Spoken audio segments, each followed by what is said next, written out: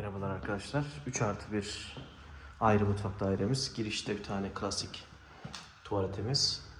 Yine geniş ferah salonumuz. Salondan balkona geçiş var. Geniş ferah bir balkona sahip. Konum olarak gayet merkezi bir konumda. Salıpazarı'nın içinde.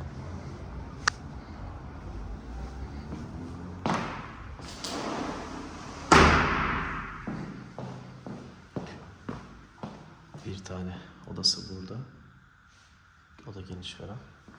Yine ayrı mutfağı.